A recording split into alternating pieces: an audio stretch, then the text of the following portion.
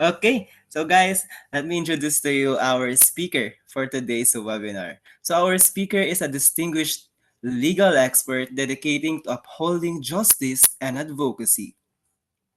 She currently serves as the head of the legal department of Department of Social Welfares and Development, or DSWD Region 1, where she plays a crucial role in ensuring legal compliance and providing guidance on social welfare policies. In addition, she is a private practitioner at Geronimo Law and Notarial Services, offering her expertise in various legal matters. Beyond her professional roles, our speaker is a steadfast advocate for women's and children's rights, championing legal reforms and protection for vulnerable sectors. So, with her extensive experience in both public service and private practice, she continues to make a significant impact in the legal and social welfare landscape. Ladies and gentlemen, let us have a virtual round of applause to Attorney Arnelia Jamin Geronimo. Ayan. Hello, attorney. Good evening Hello. po. Good evening, everyone. I'm sorry I Ayan. came a little late for this today's session. So before I start, I would like to know or have a gauge kung sino ang ating mga audience. Do we have here those who have been employed already or working? Can you give me a thumbs up? Right. So far I can see several thumbs up. All right. So how about those who are students? Can you also sige, ibang emoji naman. Meron bang smile emoji diyan? For the students, can you post some smiley emoji para may gauge ako kung sino yung ating mga audience and who's are with us tonight. All right. So I can see some smileys. Ayan. All right. All right. Okay. So daming emoji nun na. Okay. All right. So meanwhile, I would also like to know sino po sa ating mga audience tonight yung mga employed naman po sa private sectors. For those who are employed in the private sectors, can you send an emoji na sun emoji as in araw from the private sectors? Okay, so I can see 2 suns sa ating chat box. Alright. Oh, madami pala. Okay, madaming araw. Okay. How about those who are from the public sector, from the government? Can you send a moon emoji para lang may gauge ako? Moon, okay. So we have here may mga participants pala tayo na from the government din. Okay. So let me just, now that I have a gauge kung sino ang ating mga participants tonight, thank you for sending those emojis by the way. Now let me share to you my slide. Wait lang.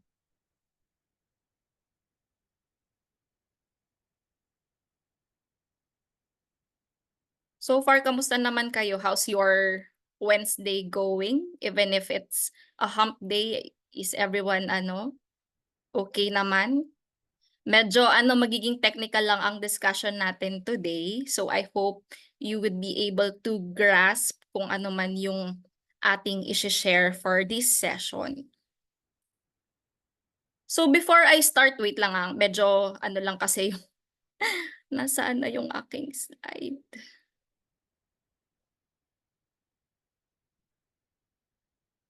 Okay.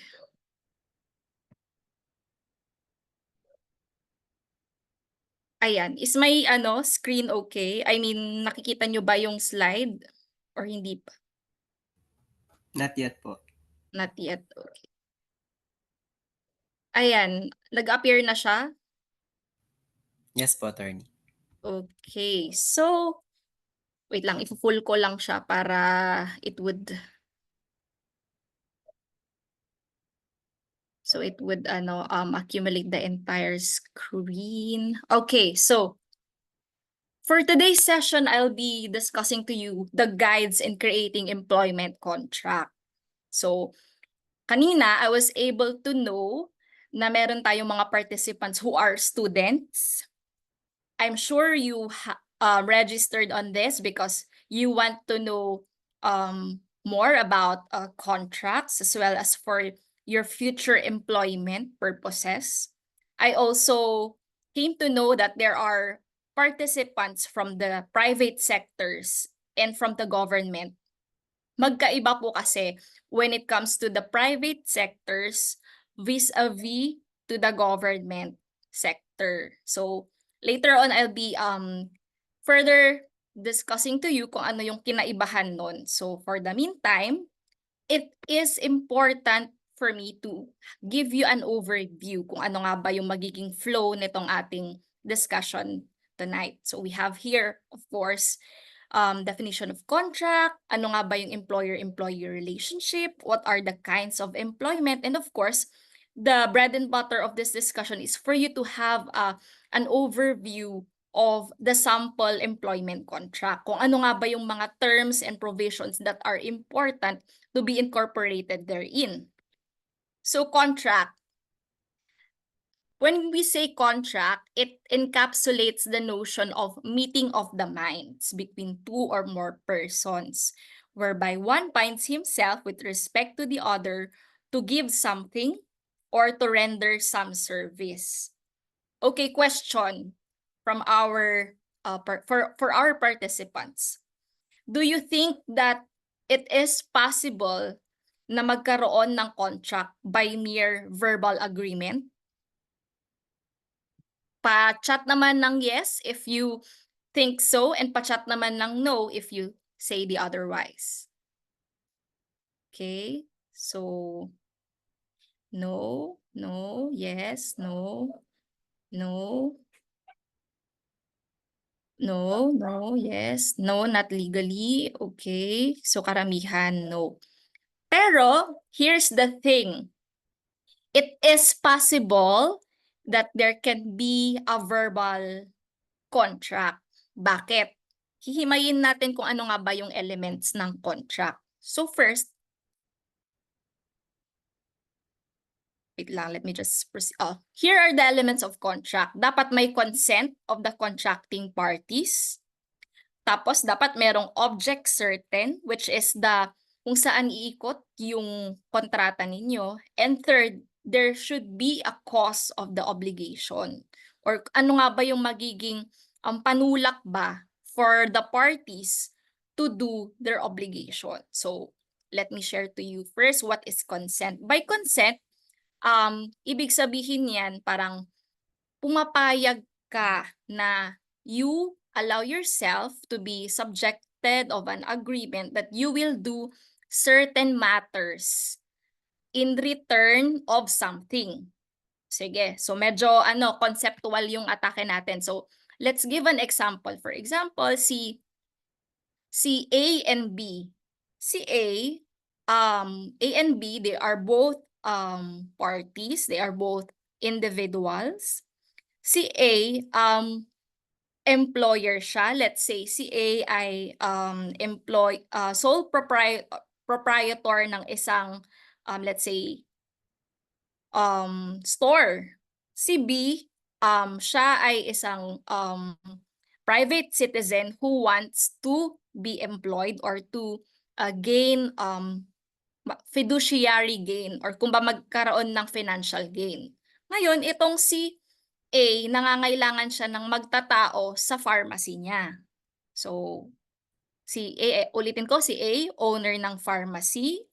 Si B, gusto niyang magkaroon ng pera. Siyempre, si A, bilang owner ng pharmacy, paano naman siya magkakaroon ng efficient way of trading or selling his products kung wala siyang tao. So ngayon, i-hire niya itong si B. Si A and B nag-usap. Si A, nilatag niya yung mga terms or hours kung ilang oras siya magtatrabaho, kung anong klase ng engagement niya, kung siya ba ay regular employee or contractual or siya ba ay isang project employee. Tapos si B, nag-agree siya doon sa sinabi ni A. So by that time na nagkaroon ng agreement yung dalawa na okay sa kanila, yun ay meeting of the minds. So what is the object certain? So the object certain here is dapat si B, ifo-fulfill niya yung obligation niya na magtinda bilang empleyado ni A. So, question, ano naman yung cause of the obligation? Yung cause of obligation ngayon ay yung pera. So, doon, yun yung cause kung bakit gusto ni B na maging empleyado ni A. And syempre si A, in return, magkakaroon din siya ng profit. So, I hope malinaw tayo sa part na yan. So, we can also use itong contract na to.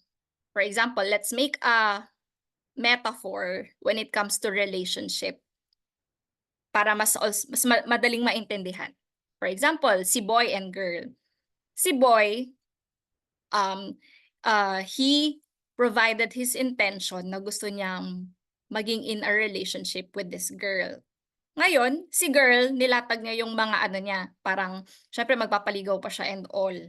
And the moment na nag-yes na itong si girl doon sa offer ni guy, meron na yung consent. So that's the time na mayroon ng meeting of the minds. So as a way to also elaborate kung paano papasok yung object certain, the object certain here is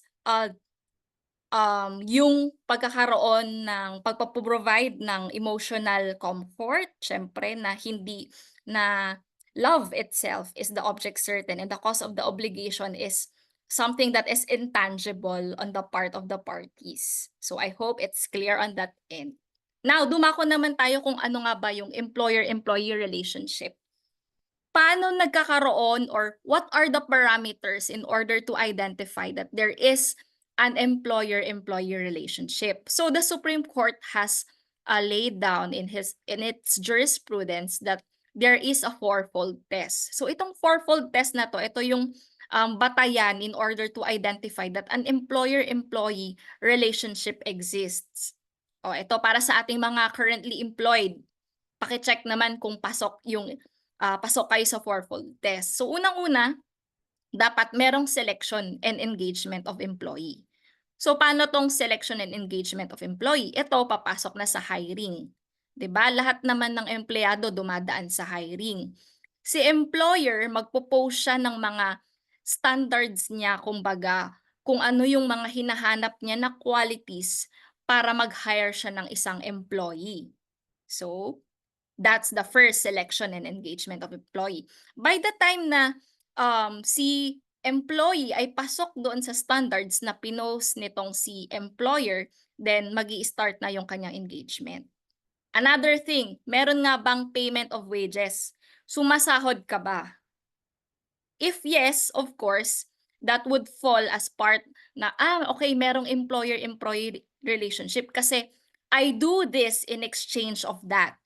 I do labor, I do sell the medicines of my boss in exchange of money, which is in the form of wage or salary. Now, another thing na mag-identify kung merong employer-employee relationship is the power of dismissal. May power ba itong employer ko na i-terminate yung kontrata ko bilang employee? If yes, then that also identifies that there is an existing employer-employee relationship. But among all of these parameters, it is the power to control na pinakamabigat. Bakit? Kasi dito sa power to control, this signifies that the employer can set several conditions or standards para makontrol niya yung demeanor ni employee. Let's say for example, sa isang company, si employer or the CEO requires that lahat ng empleyado niya dapat magsuot ng ganitong uniform. So, the imposition of uniform also manifests as a power to control. Bakit? Kasi nakokontrol niya kung ano dapat yung maging itsura ng kanyang staff. Siyempre, dapat presentable ka. Tapos, aside from that, the employer has also the power to control in a sense that it can impose sanctions or it can discipline its employee. Papaano to nangyayari? For example, pag may mga breaches sa kontrata or may hindi sinunod itong si employee doon sa kanilang contract, doon napapasok yung pagdediscipline nitong si employer. So syempre itong management prerogative ay subject pa rin to certain limitations in order to ensure and protect the welfare of our laborers or our employees. So hindi basta-basta yung exercise ng power to discipline or power to control. Dapat humane pa rin siya. Hindi siya yung tipong parang sobrang nanggigipit, yung tipong, for example, si A na late lang siya, ay si employee na late siya ng pasok, tapos ang ginawa ni employer, hindi niya pinasahod ng isang buwan. O, yun, hindi na yun tamang form of discipline kasi it is not commensurate to the lapses of the employee. So, next. Now, in order for you to further understand kung ano yung the nature of your contract of employment, it matters na dapat alam nyo kung ano yung klase ng employment na papasukan nyo. So for our private sectors, regular employees are defined under the Labor Code, Article 295, that the employee has been engaged to perform activities which are usually necessary or desirable in the usual business or trade of the employer. Meaning, pag regular employee ka, ginagawa mo yung mga activities na necessary or nakarapat-dapat and aligned siya sa usual business ng employer mo. Okay, going back to the example, or let's create a new example na lang. Let's say dito sa private sectors, no? For example, itong corporation na to or may factory. Si corporation na to ay hawak niya yung pagpuproduce ng mga damit. Let's say, hindi na lang ako magne-name drop ng clothing line para tayo. So generic sense lang, okay. Let's say this corporation controls or meron siyang stocks on a certain clothing line. And then ngayon doon sa clothing line na niya, scope niya, merong siyang factory, paggawaan ng mga damit. Yung talagang naka-engage doon yung mga mananahe or talagang nagpo-produce ng mga damit or nagde-design. Now, itong mga mananahe na to, are they considered or deemed as regular employees given the setup of the establishment? Kindly answer yes if you think that they are regular employees on the situation that I gave you, and no if you think otherwise. Ayan, para may participation naman tayo. So, okay, so may nag-yes. Tama, tama. Alright. Okay, okay. Yes, yes, yes. Definitely yes. Kasi yung main line of business niya, clothing line, 'di ba? Siyempre, necessary yung gagawin ng mga mananahe para makapag-produce ng damit etong si clothing line. So, yon.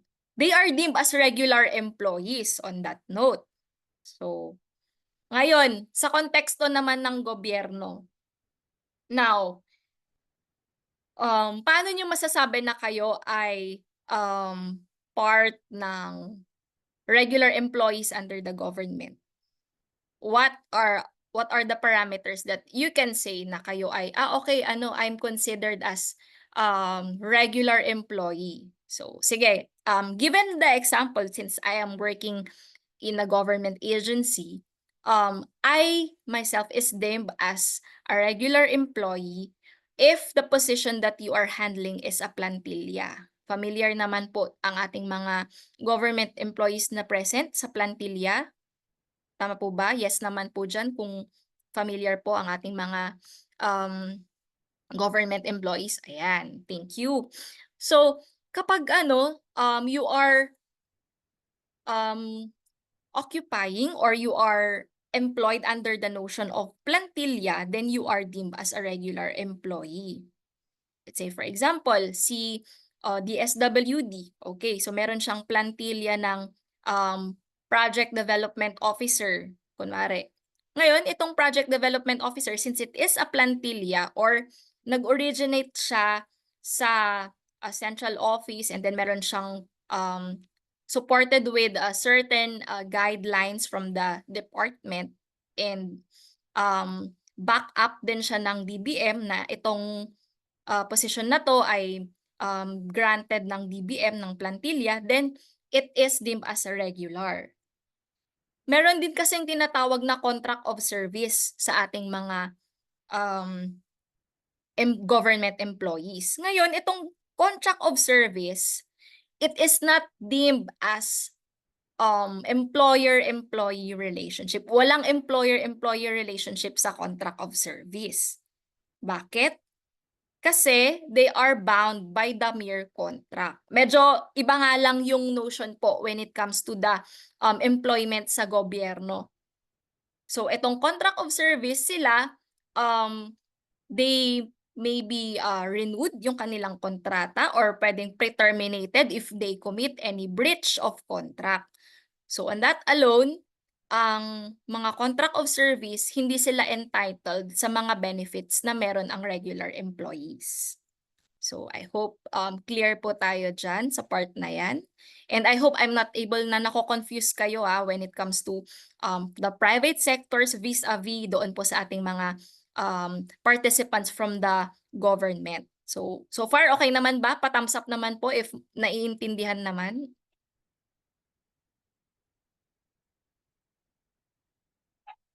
Thumbs up naman po dyan or malabo ba ang aking explanation? Ayun. Thank you sa thumbs up. Okay. Ay, ito may tanong. Is job order type of employment only for government company?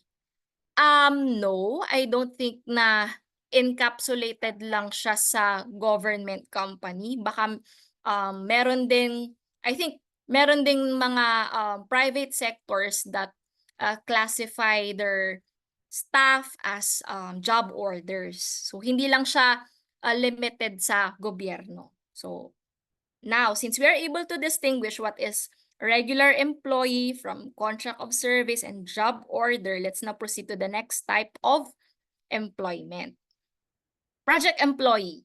So, dito sa project employee, yung employment niya ay nakaangkla lang or it is anchored on a specific project or undertaking the completion or termination of which has been determined at the time of the engagement of the employee. So taking it in its literal sense, project employee is not a regular employee and yung duration ng kanyang employment ay nakadepende lamang sa completion ng project. Paano to na ma-manifest? Okay. For example, etong si DSWD, nagpagawa siya ng building. Ngayon, si DSWD, hindi naman niya main service ang pagpapagawa ng building. Yung mga i-hire ni DSWD na gagawa ng building ay considered as a project employee. Kasi, for example, if that building has been finished na, then mataterminate na rin yung employment ng mga na-hire. So this is similar also with the private sectors. Going back to my example as to the clothing line. For example, itong si company clothing line, nagpagawa siya ng annex ng kanyang factory. Yung mga hinire niya nagagawa ng annex ng kanyang factory, for that project, ay considered as project employee. So pag natapos na yung or nakumpleto na yung building na yon, then ma-e-end na yung kanilang engagement.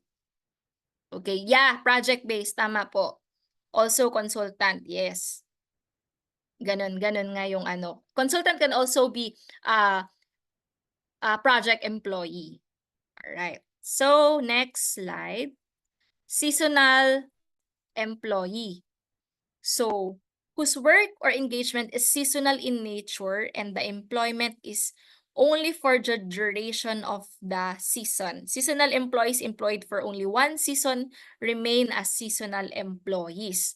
Kasi merong chance na pwedeng maging regular employee itong si seasonal employee. For example, I think medyo nako-confuse kayo when it comes to the project employee versus the seasonal employee. So the difference for the seasonal employee is that yung pagtatrabaho nila ay hina-hire lang sila tuwing for a certain season. Let's say going back to the private sectors.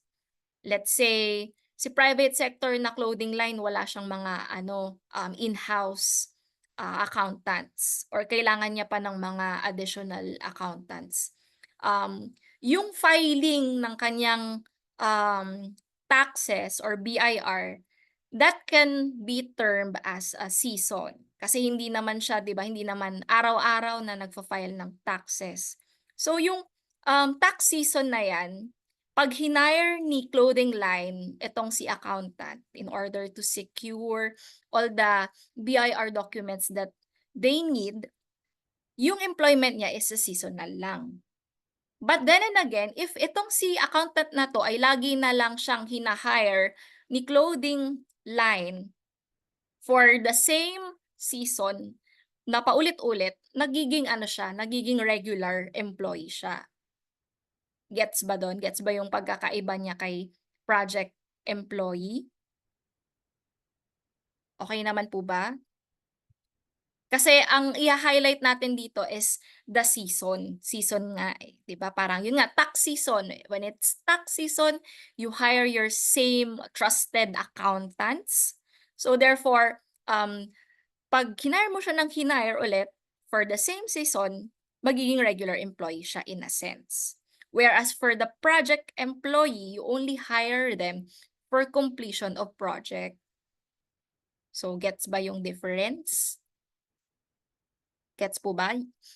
Thumbs up if yes? Or malabo? Ayan, ilang times po dapat i-hire ulit yung seasonal employee para maging regular employee? Good question. So, in order for the seasonal employee to become a regular employee, it would matter na for more than 2 seasons. For more than 2 seasons, pag hinire siya constantly, and then more than 2 seasons na siya yung kinukuha lagi na accountant, magiging regular employee siya.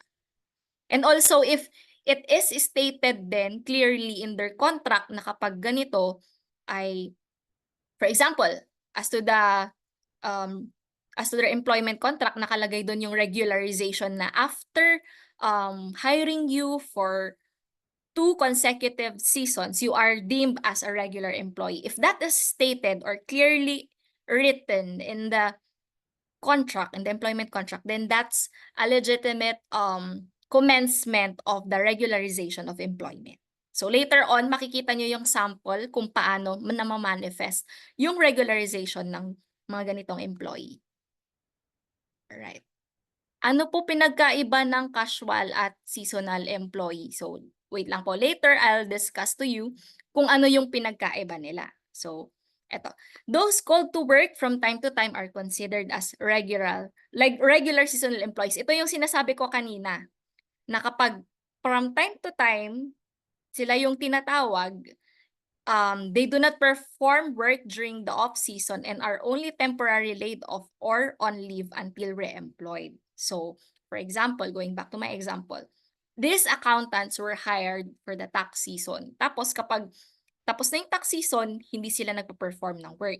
Parang temporarily sila na na hindi hinire. And then if tax season comes again and then they're being hired, then they become regular seasonal employees. So, yun po yung sinasabi ko kanina. Now, fixed-term employee. Let me just spark po yung nag-raise ng question as to the casual employee vis-a-vis the seasonal employee. Later, we will be able to tackle that. So, let's just spark it for the meantime. Now, for the fixed-term employee, so employment will last only for a definite period. The decisive determinant in fixed-term employment is not the activity that the employee is called upon to perform, but the day certain agreed upon by the parties for the commencement and termination of the employment relationship. Okay, so ito, hindi siya nakadepende sa activity, 'di ba? Going back doon sa project, 'di ba, project employee, sila kasi kailangan may matapos silang project. Dito kay fixed term, yung duration ng kanyang employment will only last on a definite period, meaning explicitly stated on its employment contract kung hanggang kailan lang yung term of engagement niya. So, by its term, by its name, fixed term employee. So nakadepende lang siya sa term na nilatag ni employer. For example, itong sige, going back to the clothing line. Ngayon, 'di ba sa clothing line, may hinire silang mga additional staff kasi parang kulang naman yung ano daw nila, yung admin nila for the admin work, for office work, gano'n. Ngayon, itong mga fixed term employee, paano sila papasok doon? So, let's say, nag-hire sila ng admin staff and then itong admin staff na 'to ay only for 1 year.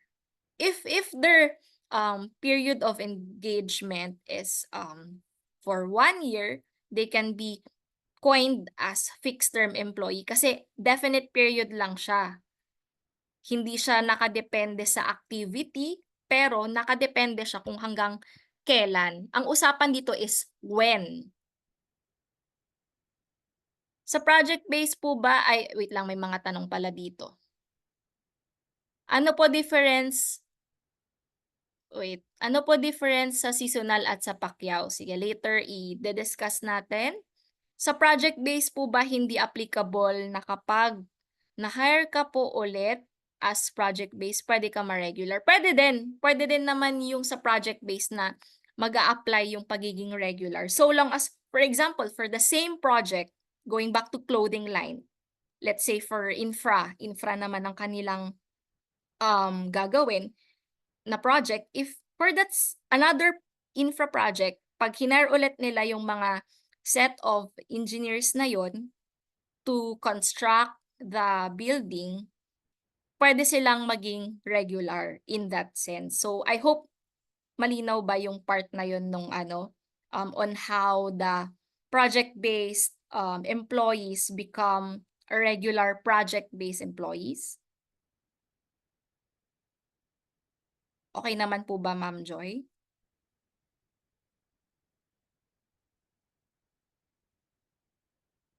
Okay, so going naman sa question nitong si Ma'am, wait lang, pangalan niya, Ma'am Carla, ano ang difference ng seasonal sa pakyaw?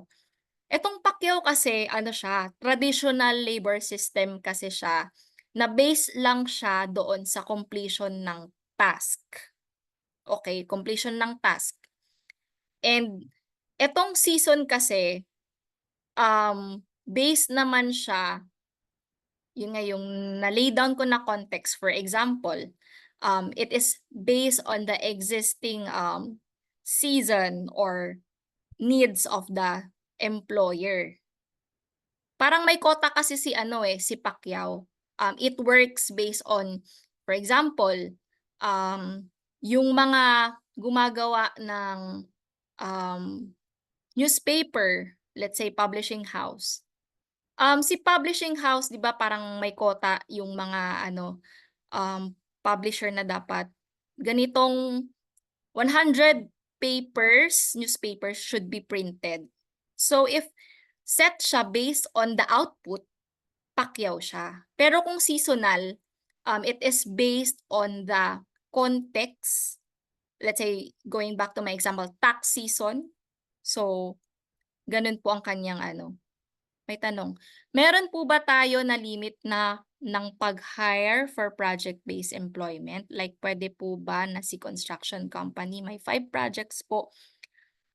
So, pag natapos yung isang employee, pwede ba na rehire siya sa other projects? Pwede naman, so long as this is also stated din sa magiging terms of the contract. Yan. So, going back po dun sa question ni Ma'am Carla, okay lang ba yung ano, was I able to answer your question, Ma'am Carla, regarding the Pacquiao and seasonal? Pacquiao, repeating, it is output based, results based. Seasonal, it is based on the context or the needs of the company. For example, yun nga, tax season, kailangan nilang mag-file ng kanilang mga ITR for BIR compliances. Then that's the time that they will hire those accountants. Clear po ba yun, Ma'am Carla? Now, for Ma'am Vanessa, kapag po seasonal employees, kailangan po ba na mag-exit clearance siya every year? If 6 months per year lang po siya mag-work, kapag bumalik po siya, another contract po ba yun? Yes. Kailangan niyang another contract ulit kapag siya, pag seasonal employee. Kailangan din niya magkaroon ng exit clearance. Not unless siya ay magiging regular seasonal employee, just like what I have explained, then that's the time na hindi niya na kailangan na ng bagong contract. So, malinaw po ba sa question ni Ma'am Vanessa? Kapag, ulitin ko lang Ma'am Vanessa, ayun, may answer siya. Ay, wait lang. Sa probationary po ba automatic na kapag naka 6 months na mahigit regular niya? Wait lang, let's just park that one. I'll be discussing to you what is probationary employment. So, for the meantime, Ma'am Vanessa, was I able to answer your question regarding... Yes, okay. So how about sa tanong ni Ma'am Carla, sa construction po ma'am na pinapakyaw ang labor po? I think that is just a term that being used kasi. Minsan kasi traditional na ginagamit yung term na pakyaw, pero ang going to its legal sense, ang pakyaw is output based siya. Okay? Clear po ba tayo doon? Yung regular na project employee entitled na sa mga benefits for regular? Yes. They are also entitled for the benefits of regular employees, provided that they are regularized. Ito may question, paano po pag yung construction worker under project-based employment, walang SSS, Pag-ibig, and PhilHealth, si employer pa din ba ang magpa-process nun kahit na 2 to 3 weeks lang na project? For this part, maybe we can muna yan, part yan muna for the meantime kasi magiging na yan ng scope na yan ng content ng kontrata. So let me just continue discussing yung context muna ng ng kinds of employment. Would that be okay, Sir Harold? So let's just park that for the meantime. And I'll just continue para dun sa mga probationary probationary employment and other kinds of employment. So just sit back and relax and we'll discuss that. Okay, wait lang po. Now, casual employee, ito sa mga nagtatanong, hindi siya regular, hindi siya project, hindi siya seasonal or fixed term. Siya ay deemed as casual employee. So, kumbaga, it's as if the labor code has resorted to a term or that would not encapsulate kung sino yung regular, project, seasonal, or fixed term. So, if, let's say, hindi siya regular, hindi siya nag-work in line with the necessary business of the employer, if hindi siya nag-work or hinire for a certain project, if hindi siya hinire for a certain season, and if hindi siya hinire for a fixed term, pwede siyang casual employee. So I think itong casual employee, for example, itong itong going back to the clothing line. Si clothing line, wala siyang let's say, they are offer an advertisement, parang gusto nilang i-promote yung kanilang product. Ngayon, during the course of their shoot for the advertisement, nag-hire sila ng makeup artist. Ngayon, 'di ba si makeup artist hindi aligned primarily sa regular business ni clothing line. Hindi rin siya for a certain project, hindi rin siya seasonal, and hindi rin siya for a fixed term. Parang based lang sa pangangailangan nila. Hinire nila siya for the purpose na mag-makeup for their model. So kapag hinire si makeup artist, it is deemed as a casual employee.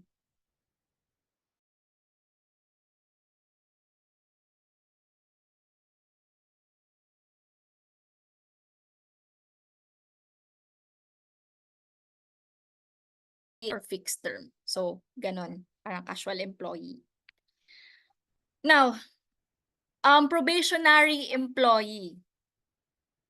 Probationary employee, ito, implemented in order to observe and evaluate an employee to determine whether it is sufficiently skilled, competent, and qualified for the position. Kumbaga, yung 6 months na probationary period, dito tinitignan ni employer kung pasok ba sa competencies or skills nitong si employee and if he or she is fit for the position or for the job. So, kaya meron tayong probationary employee. Now, their employment shall not exceed 6 months from the time they start work. So, dapat si probationary only for 6 months. Alright, wait lang, may question tayo about probationary kanina. Balikan ko lang. Ayun, sa probationary po ba, automatic na kapag naka 6 months na mahigit, regular na? The answer is, it's still part of the management prerogative nung employer. Pero usually ang nangyayari diyan, for example, si probationary employee, may 1 year na siya sa corporation. Yung 1 year na pagiging employee niya, doon na siya gagraduate as probationary, magiging regular employee na siya. So, I hope that is clear. Alright, so let me just proceed na with my discussion. Sample template. Dito natin i-discuss yung mga as to the labor standards or such as the benefits, mga SSS yung nabanggit ni Sir kanina, kung papaano yung treatment sa mga seasonal employees. Wait lang, may tanong ata. So, possible pong 1 year kang probationary employee. No, you are not deemed as probation. Kasi 'di ba, going back sa labor code, ang sabi, probationary employee dapat hindi mag-exceed ng 6 months. Hanggang 6 months lang ang pagiging probationary. Kapag ikaw ay lumagpas na ng 6 months, tapos nakaabot ka ng 1 taon doon sa kumpanya, I mean sa company, you are deemed as a regular employee. So, dapat meron kang 1 year of engagement doon as an employee. Hindi po 6 months yung probie. Shall not exceed, yun nga, okay, going back, lilinawin ko, medyo na gulo-gulo yata. So, probationary does not exceed 6 months. So, kapag less than 6 months, probationary employee ka. So, hindi possible na maging 1 year kang probationary employee. Ang ano lang doon is hanggang 6 months lang. Okay, so 6 months is the parang cut off for you to be deemed as probationary employee. Sagad-sagad na yung 6 months na yon. Pag lumagpas ka doon, pwede ka nang ma-regularize. So, depende pa rin siya doon sa kontrata mo kung i-hire ka pa. For example, doon sa kontrata mo na probationary employee ka, hinire ka ng ano, 'di ba? Let's say lumagpas na yung 6 months. O lumagpas na yung 6 months tapos on your 7th month, hindi ka pa rin inaalis. Tapos on your hanggang nakaabot ka ng 12 months doon sa company na yun. So yung 1 year na yun, um, it will qualify you as a regular employee. Provided that it is stated in your contract. Malinaw po ba or hindi? Di bale may example ako dyan para mas lalong maintindihan mamaya. Sige, wait lang po. So let's now proceed to the sample template. Lang, i-share ko sa inyo yung sample template of now. Eto, nakikita po ba sa ating screen kung ano yung sample template? Thumbs up naman po if nakikita.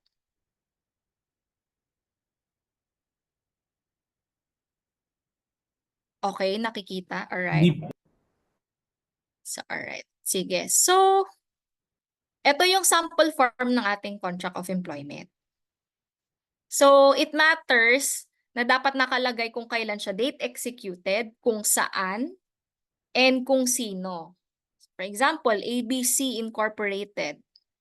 Oh, dapat naka-identify kung saan ang principal office, kung sino din ang kanyang president ng company, and it should be explicitly stated na employer siya. Ay, hindi daw nakikita. Hindi ba nakikita? Ah, okay. Wait lang. Stop share ko muna. Sorry, hindi nakikita. Wait.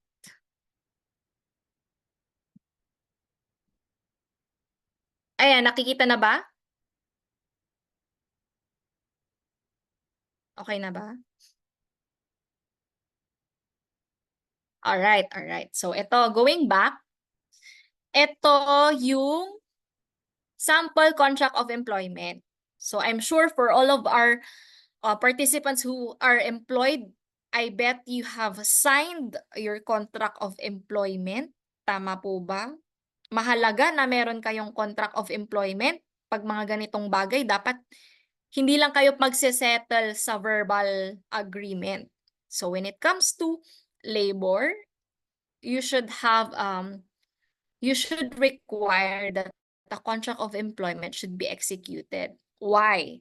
Contract of employment is significant in order to assure the rights of our laborers or of our employee as well as the rights of our employers. So, this is beneficial for both of the parties. So, hindi lang siya one-sided that it would benefit the other one from. So, it is significant na dapat meron ito. Okay? Question ko, before I proceed, binigyan ba kayo ng kopya ng contract of employment ninyo para sa ating mga participants tonight? Do you have your copies of contract of employment? Yes, yes, yes. Okay. Oh, I have a question. Ha? Okay. Akala ko yung hindi po ay yung sa screen pa ata ito na ano. Okay, so I have a question. If you are unable to receive or get a copy of your contract of employment, does that invalidate the contract of employment? Yes or no? Type Y if your answer is yes. Type N if your answer is no. N. Okay, okay. All right. Okay. Yeah, tama. The fact or the act that the employer if the employer does not provide you with the copy of your contract of employment, it does not invalidate your contract of employment. Why? Going back to the elements of contract. 'Di ba? Dapat merong consent. Pangalawa, there should be an object of the obligation. And third, dapat may cause of the obligation. So, given that those three are present, kahit na hindi ka binigyan ng kopya ng employer mo ng contract of employment, valid pa rin yung contract of employment mo. Pero, reminder lang, if your employer did not provide you the copy of your contract of employment, it is your right to get a copy of your contract of employment. Bakit? For you to monitor if all of the terms and conditions are being followed. It's for your safety net, kumbaga. Kaya dapat you keep your contract of employment intact with you. Kasi you'll never know paano kung may breach si employer? Let's say, hindi siya tumupad sa usapan na bibigyan ka ng OT pay. Nakalagay sa kontrata nyo na may OT pay ka.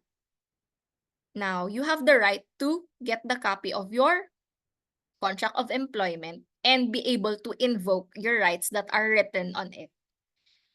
On the other hand, si employer naman, i-secure din niya yung copy niya ng contract of employment para ma-monitor din niya side by side yung if the employee is complying then with the terms and conditions that they both have agreed.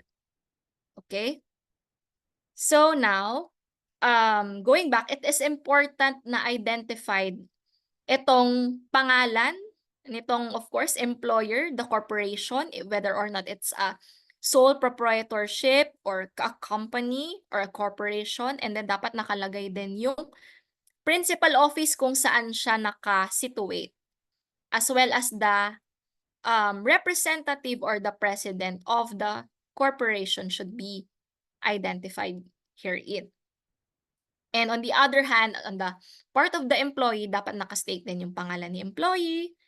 Siyempre, as to identify him or her and as well as the address. Dapat alam din yan. Now, so an example of this is that the employer is engaged in blank. Now, dapat alam kung ano yung business or nature of business nitong si employer. Let's say for this example, business process outsourcing or BPO. Parang call center, ganyan. Now, si employee manifests and guarantees that he or she possesses the requisite qualities and competencies needed by the employer in the conduct and course of its business. So, dapat i-assure din niya na pasok siya sa qualifications na hinahanap ni employer. Now, both of them shall agree on the following terms and it should be written on the contract as to the term of the employee's appointment. Now, anong posisyon ang magiging trabaho, basis ng trabaho ni employee? Dapat specified yon. Kasi kung malabo, hindi mo alam kung ano yung gagawin mo, hindi mo alam yung terms of reference mo, hindi mo alam kung ano yung tasks and deliverables mo if you are not able to identify what is your position. So, it should be explicitly written in the contract. Ito, yung example natin kanina or our discussion about probationary status. So, the employee is hereby appointed as data collection agent under probationary status for a period of 6 months reckoned from the first day of actual work. Now, dito na tayo sa compensation. Dapat specify din kung magkano yung matatanggap mo buwan-buwan. Pati yung tax, withholding tax, yung SSS premiums. This is for the private sectors, by the way. Pag-ibig contribution, PhilHealth dues, and other government required deductions.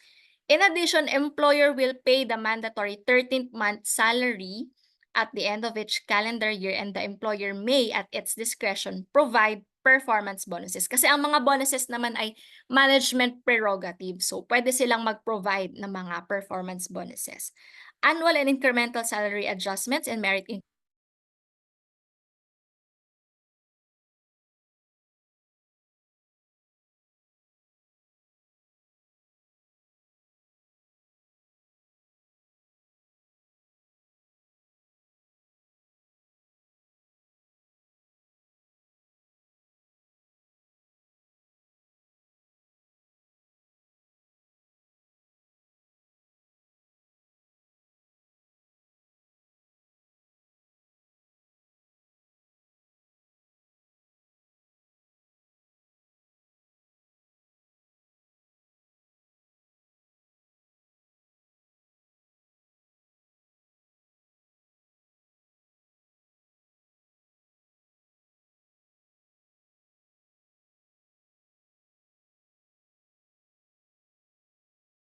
Hello, hello, hello. Sorry naputol.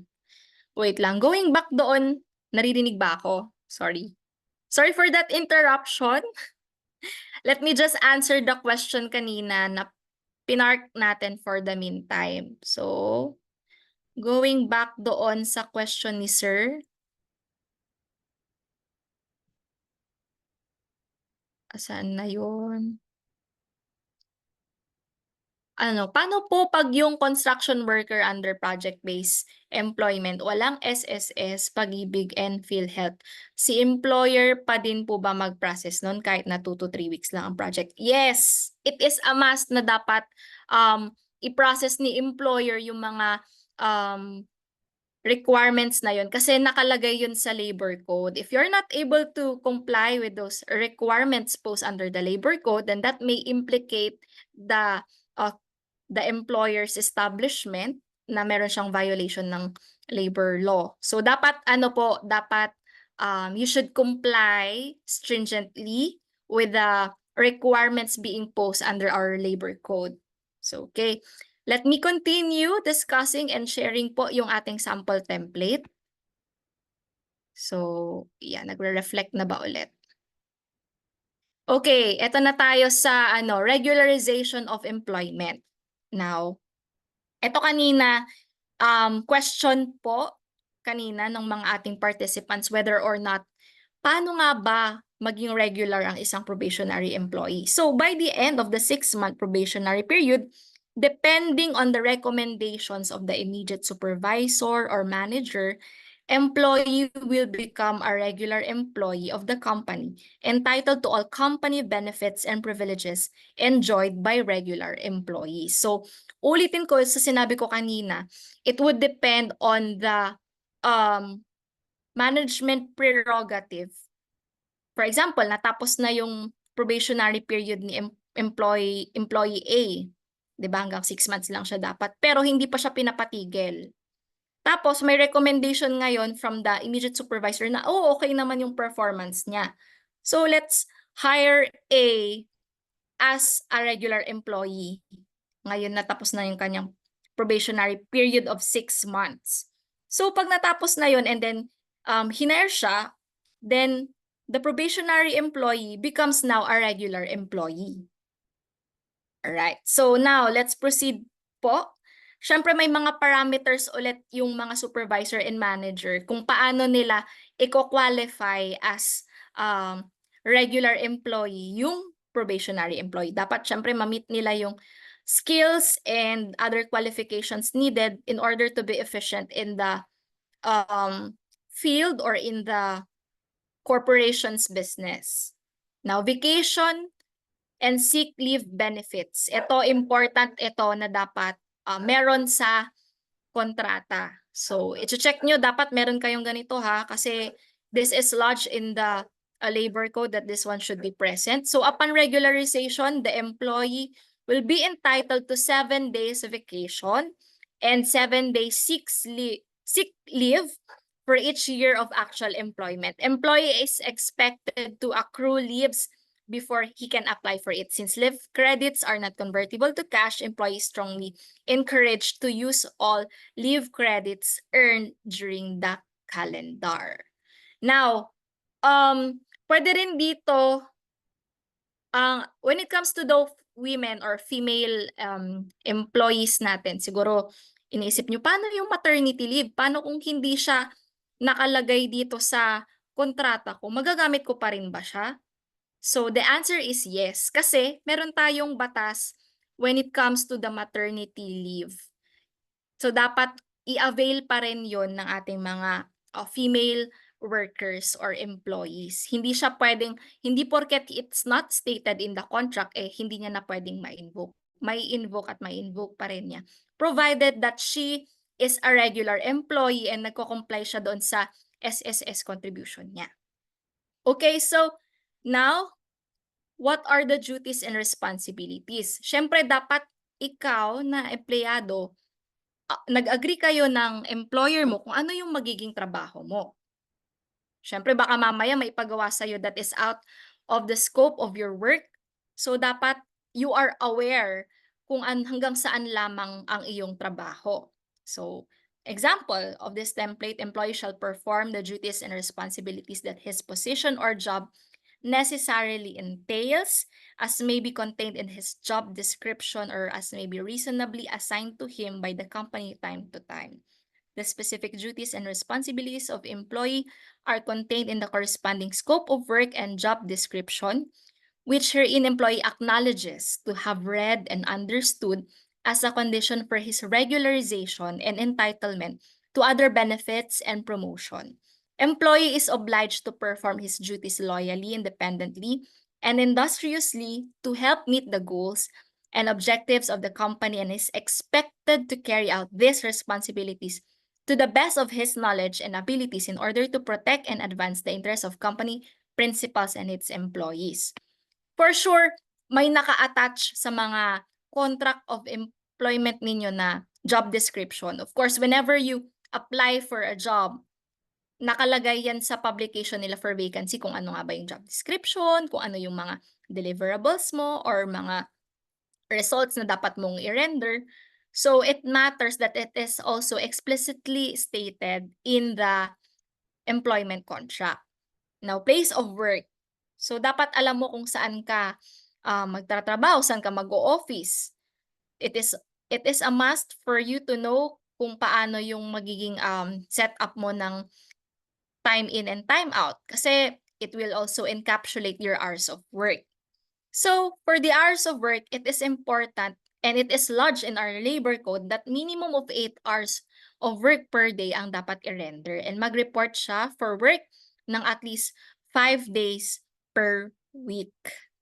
So, OT pay, overtime work. Of course, there are also times na kailangan mag-OT yung ating mga employees, especially if may hinahabol na deadlines or may minimit na targets itong si employer. So dapat wait lang, may tanong pa pala may tanong pala.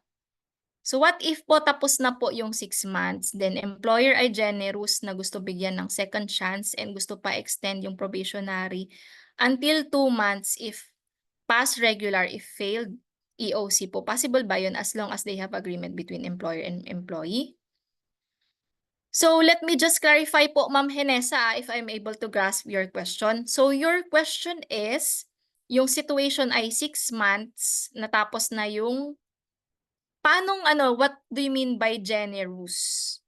So parang for the 6 months ba na siya ay probationary, hindi siya pasok doon sa guidelines or hindi siya pasok doon sa qualifications ni employer, and the second chance, okay. So ganun pala. So second chance, if only this is stipulated in the contract, then that may be done. Basta meron siya doon sa terms or duration ng probationary period niya na, for example, nag-plead. Pero kasi usually, I don't think na may ganyang second chances na nangyayari when it comes to the probationary status. Not unless talaga nakalagay siya doon sa kontrata na Pero kasi usually talaga ay hindi nila binibigyan ng second chance.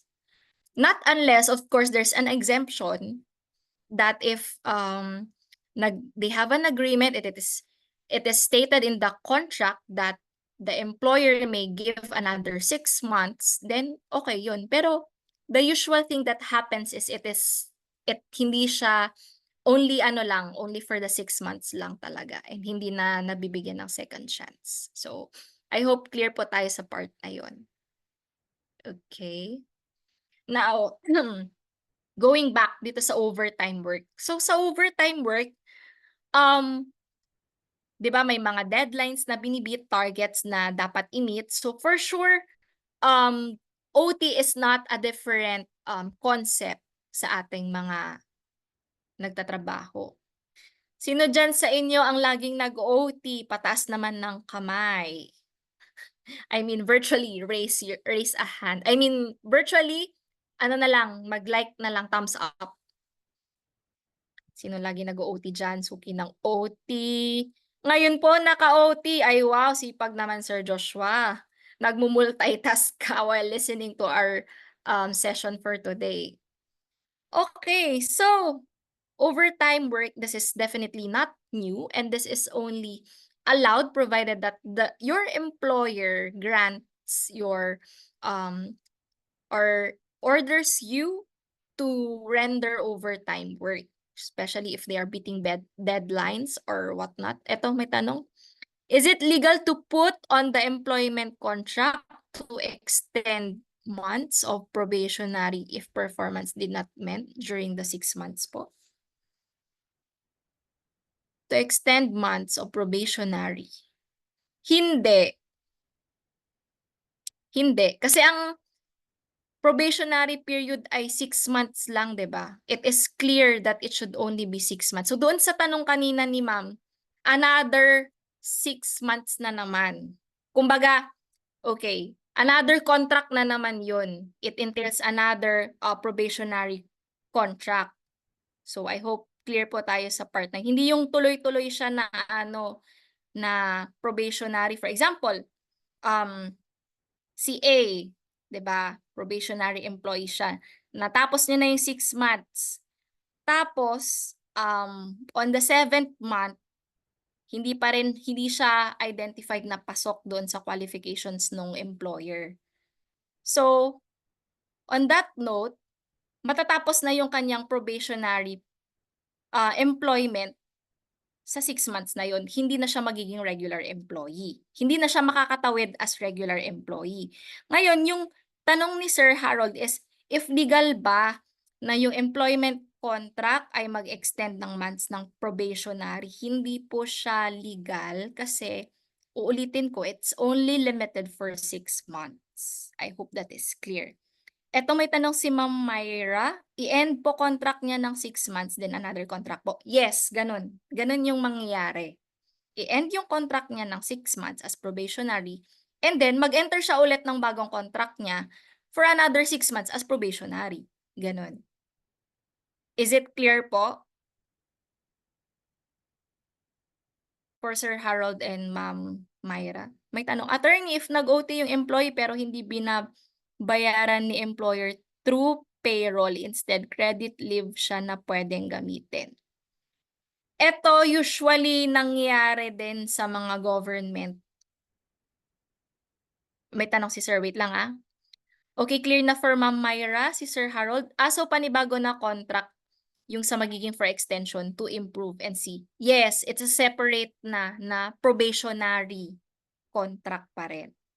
Kasi bawal yung bawal yung yung more than 6 months pero probationary pa rin siya, bawal yun. Kaya dapat pag nag-end na yung 6 months, another contract na naman if gusto niyang bigyan ng another chance. Another probationary contract. So parang in a way, technically na-end na yung first probationary contract niya. Clear po ba tayo doon? Clear po ba, Sir Harold?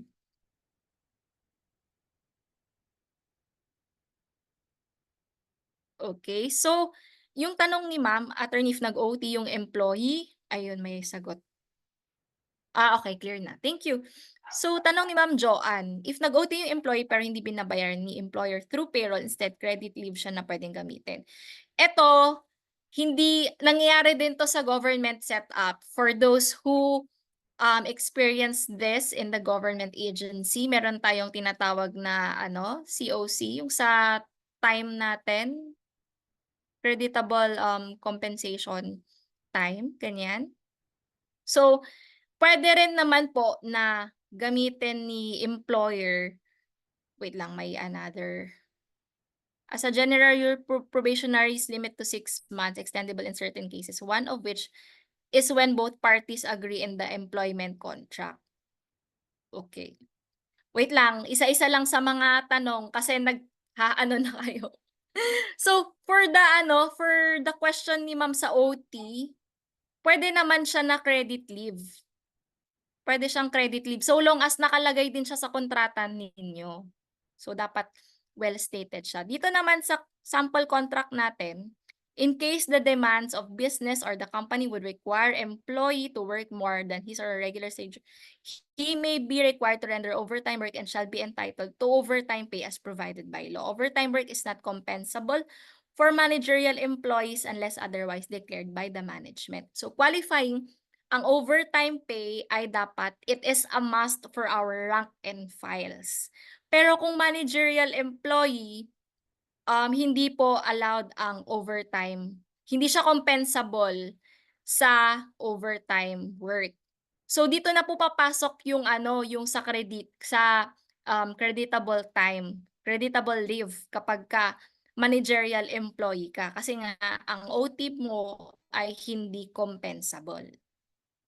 Now, decorum. So otherwise, the employee shall observe and comply with all company rules and regulations, written or otherwise. Employee shall devote his entire working time to the employer and shall have no direct or indirect interest in any firm or entity, whether for profit or not, directly in competition with or offering the same services as the employer, nor shall employee take any interest that is conflicting or inimical to the employer.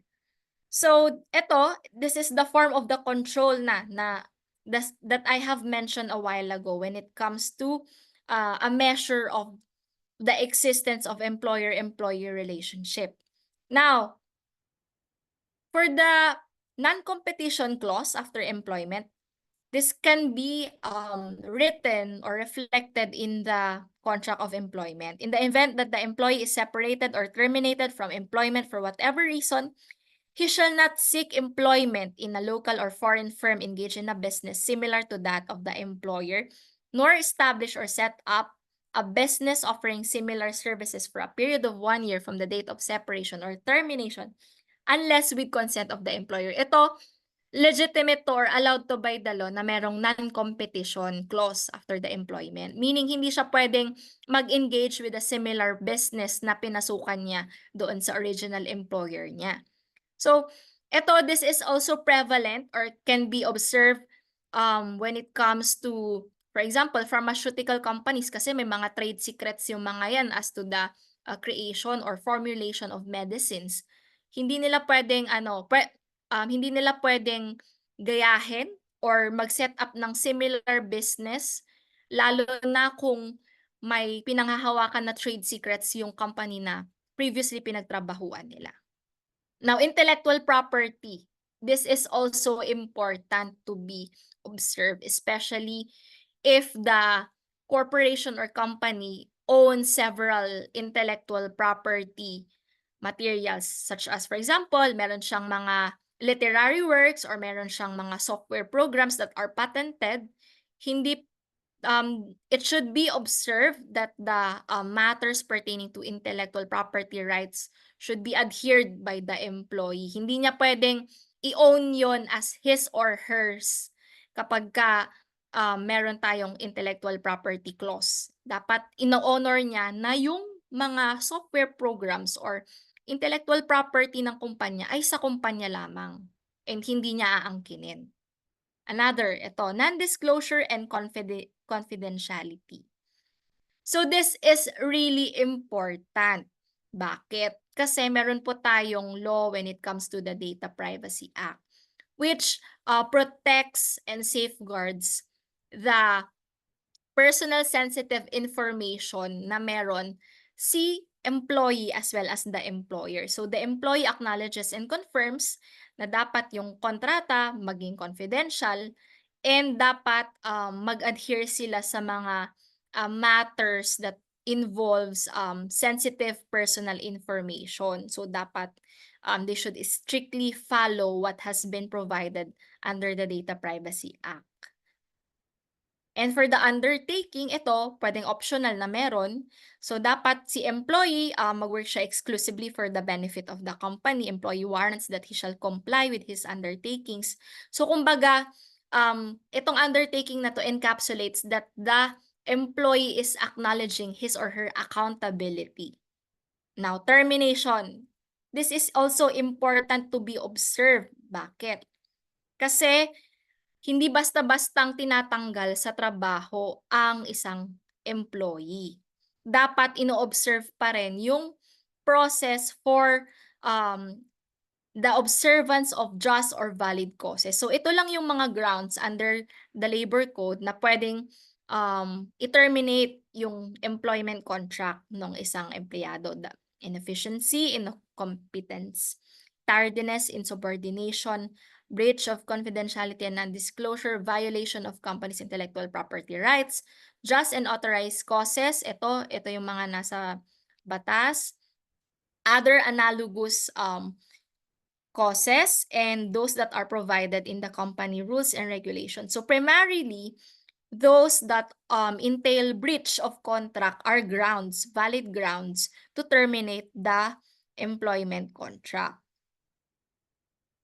So now so before po magkaroon ng termination of contract employment, dapat may ino-observe yung two notice rule. So ano tong two notice rule? Dapat ini-inform muna itong si employee na may intention itong si employer na i-terminate ang kanyang contract of employment. And dapat nakasite doon kung ano yung specific acts that have contributed to such decision for the pre-termination of contract. Dapat explicitly stated and dapat nakalodge siya when it comes to the valid causes or just causes provided ng labor code. And dapat clear din doon na bibigyan siya ng pagkakataon para mag-explain. Bakit? This is to observe due process on the part of the employee. Meron siyang right to be heard para hindi siya maging illegal dismissal, kumbaga.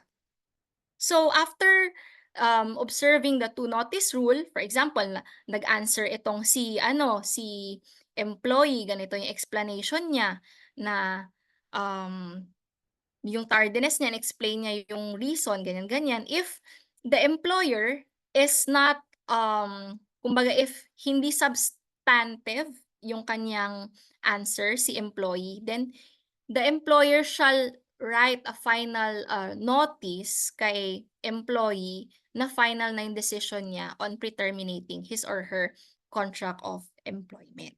So remember the two notice rule. This is in adherence to the observation of due process. So ito, acceptance of terms and conditions of employment. Of course, the employee affixing his signature means that he has read and fully understood the terms and conditions, and the terms and conditions for the regularization of his employment have been clearly communicated and accepted by him or her at the time of his engagement. Of course, it matters na dapat may signature and may witnesses, at least two witnesses ang magpipirma po sa contract of employment. And of course, as a form of notarial act, there should be an acknowledgement on the part of the notary public. So in order to make the contract as binding and valid po. I mean as binding only, para valid siya for third persons and imposable po yung mga terms and other matters that are implicating legal matters. So I think I have time to entertain or answer your questions. So you may now ask them. Eto, may question tayo.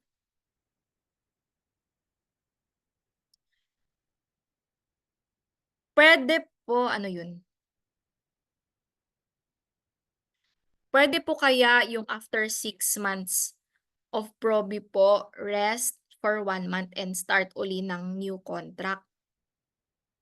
What do you mean, ma'am, na new contract as proby? If that is what you meant, yes, pwede yung ganun. Parang magkakaroon ng the point there is to create a delineation na this is the end of your first contract as proby. And yung 1 month na yun na na rest niya and then enter ulit siya ng new contract signifies the second separate proby contract. Clear po ba yun? Okay, clear po ba yun, Ma'am, pangalan nito, Ma'am Marie? Yes, okay, thank you for that. So another question from um, wait, from Ma'am Allen Grajo. Attorney, what's the remedy po if nag-promise si recruiter na work from home yung setup after 3 months of training on-site, pero apparently hindi po alam ng client kaso wala din po sa contract? Oh, bakit wala sa contract? Dapat meron 'yan. Hindi ka ba in-inform, hindi ba in-inform ni employer yung setup ninyo, Ma'am Allen?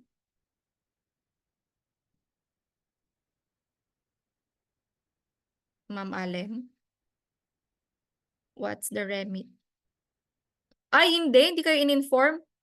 I think it would be better if you, sige, so step by step tayo.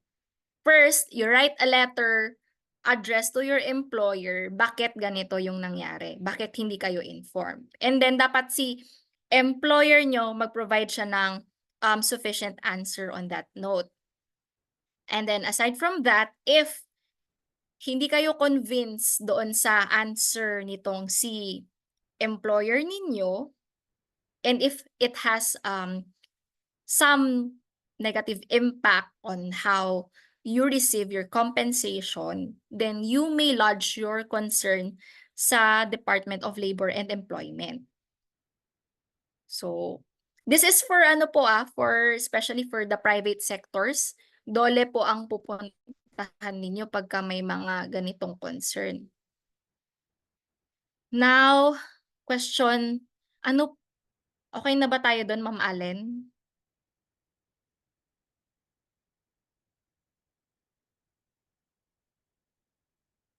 Ma'am Allen?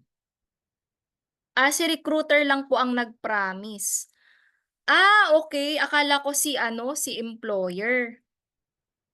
Kung si recruiter ang nag-promise, inform niyo pa rin si si employer na ganito, in-inform ako ni recruiter na may na may work from home setup, and then hindi pala siya reflected doon sa ating kontrata. So on that note, if nag-agree si employer ninyo na if nag-agree siya na, include na natin. Ha? Ang suggestion po nila mag-resign na lang po ako. Ha? Bakit naman gano'n? Hmm,